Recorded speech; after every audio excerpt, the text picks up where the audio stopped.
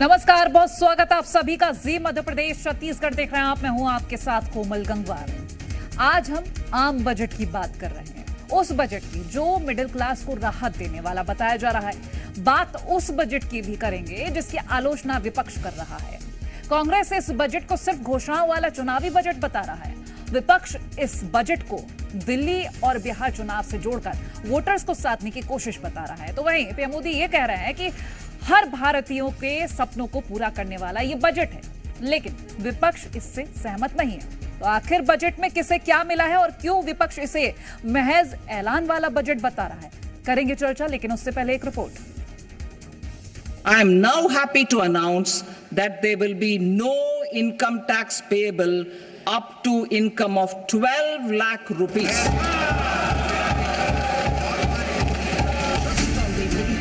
इस बार के बजट में मिडिल क्लास को बड़ी राहत मिली। इनकम टैक्स में ऐतिहासिक बदलाव का ऐलान होते ही संसद भवन तालियों से गूंज उठा। To income of 12 lakh rupees.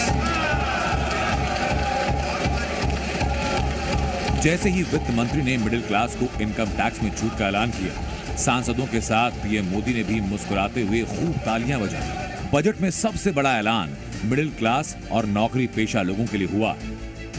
अब नौकरी पेशा लोगों को नई टैक्स रिजीम चुनने पर सालाना 12 लाख रुपए तक की इनकम पर कोई टैक्स नहीं देना होगा। इसके अलावा 75,000 रुपए का स्टैंडर्ड डिडक्शन भी मिलेगा।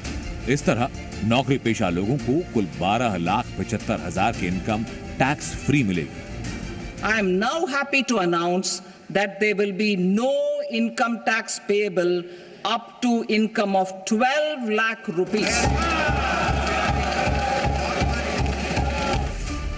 इस फैसले से देश के करोड़ों टैक्स पेयर्स को सीधा फायदा मिलेगा। बजट 2025 में मिडिल क्लास के लिए ऐलान करते हुए वित्त मंत्री ने बताया कि नए टैक्स स्लैब में सरकार 4 लाख रुपए तक कोई टैक्स नहीं लेगी। 4 से 8 लाख रुपए पर 5%, 8 से 12 लाख रुपए की इनकम पर 10%, 12 से 16 लाख पर 15%, 16 से 20 लाख पर 20% और 20 से 24 लाख पर 25% और 24 लाख रुपए से ऊपर 30% टैक्स देना होगा।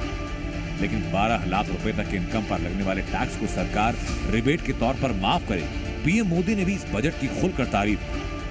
ये बजट न केवल देश की वर्तमान आवश्यकताओं को ध्यान में रखता है, बल्कि हमें भविष्य की तैयारी करने में भी मदद करता है।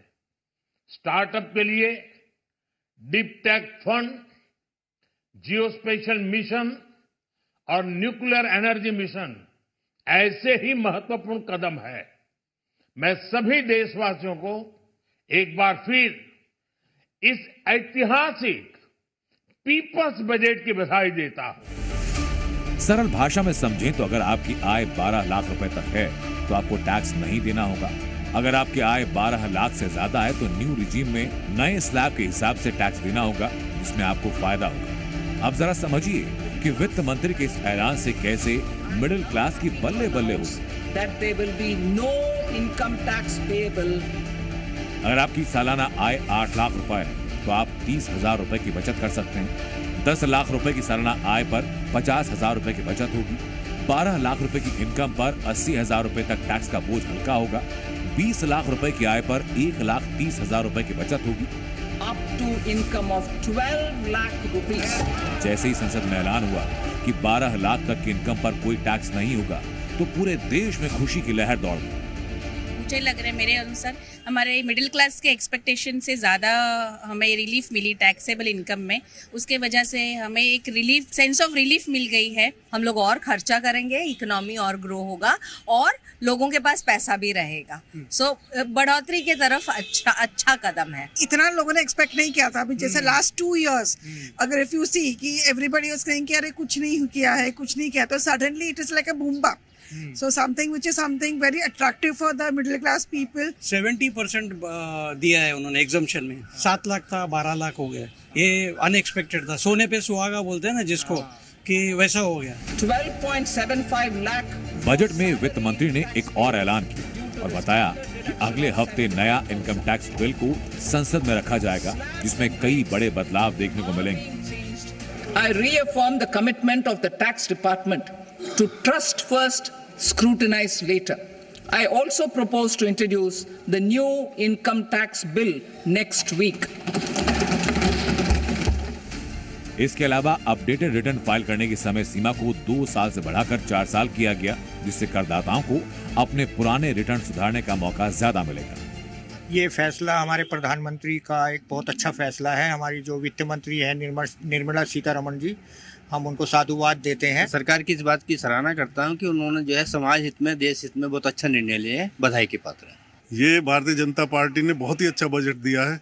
आम जनता के लिए, आम जन मानस के लिए बहुत ही अच्छा काम किया। ये हमारे लिए बहुत बड़ी उपलब्धि है। मैं इसके लिए बहुत बहुत आभारी हूँ निर्मला सीतारमण जी का। लोगों ने सरकार के इस फैसले को गेम चेंजर करार दिया और कहा कि इससे मध्यम वर्ग को सीधी राहत मिलेगी। कुल मिलाकर ये बजट मध्यम वर्ग के चेहरे पर मुस्कान लाने वाला साबित हुआ। ब्यूरो रिपोर्ट, जी मीडिया। और अब आपको मध्य प्रदेश के मुख्यमंत्री डॉक्टर मोहन यादव का बयान सुना देते हैं, जिन्होंने बजट को मिडिल क्लास के लिए बेहतरीन बताया है। आज भारत सरकार के द्वारा यशस्वी प्रधानमंत्री श्रीमान मोदी जी के तीसरे टर्म का आज बजट का हम सबको जो आनंद आया, मैं भी महसूस कर रहा हूँ इस बात को कि माननीय मोदी जी की सरकार के द्वारा दिया गया ये बजट जो लगातार भारत सरकार का 8वां बजट है, और खासकर इस बजट के संदर्भ में जो समूचे मध्य प्रदेश की दृष्टि से देखा जाए तो हमने भी अपने बजट में गरीब, महिला, युवा, किसान, इसी तरह से हमने बजट की पिछले समय में भी नीति आयोग के मित्रों के साथ में भी 3 नीतियां तो हमने अपने सरकार के कैबिनेट के माध्यम से उसका मूल भाव लेके हमने कर दी थी। और बजट पर एमपीपीसीसी चीफ जीतू पटवारी और उप नेता प्रतिपक्ष हेमंत कटारे का भी बयान सामने आया है, जिन्होंने बजट को चुनावी करार दिया है। नरेंद्र मोदी जी का पूरा बजट फिर ये मैसेज देता है कि हमारे दो की सरकार चल रही है। ये सूट बूट की सरकार चल रही है, उद्योगपतियों की सरकार चल रही है। किसानों को 1 रुपए की सहायता नहीं है। जो गरीब और मिडिल क्लास के लोग महंगाई की मार जूझ रहे हैं, जो परिवार के लोग सरकार से इस बात की आस लगा के रखते हैं कि हमें अलग अलग प्रकार से सरकार मिडिल क्लास और गरीब का ध्यान दे आएगा, बड़ी आशा की निगाह से देखते हैं। जैसा लेकिन उम्मीद थी, पिछले वर्ष भी बजट आया लेकिन निराशा हाथ लगी। और आज का भी जो बजट है, निश्चित ही इस बजट में भाषणबाजी तो बहुत हुई, लेकिन मैं इसको चुनावी बजट के रूप में कहना चाहूँगा। एक चुनावी बजट है, और चुनावी बजट इसलिए है क्योंकि जिन राज्य में चुनाव है, जैसे कि बिहार का उदाहरण ले लीजिए, तो बिहार में जो बजट दिया तुलनात्मक रूप से सबसे ज़्यादा दे दिया। मैंने सब बिहार के लोग भी हमारे ही हैं, लेकिन चुनाव को देखते हुए बिहार में बजट देना ये दर्शाता है कि ये बजट सिर्फ अपनी राजनीतिक रोटियां सेकने के लिए दिया हुआ बजट है, क्योंकि चुनाव तो कल बाद में अन्य राज्यों में भी होंगे। तो जिस राज्य में चुनाव है, क्या उसी राज्य के हिसाब से बजट दिया जाएगा?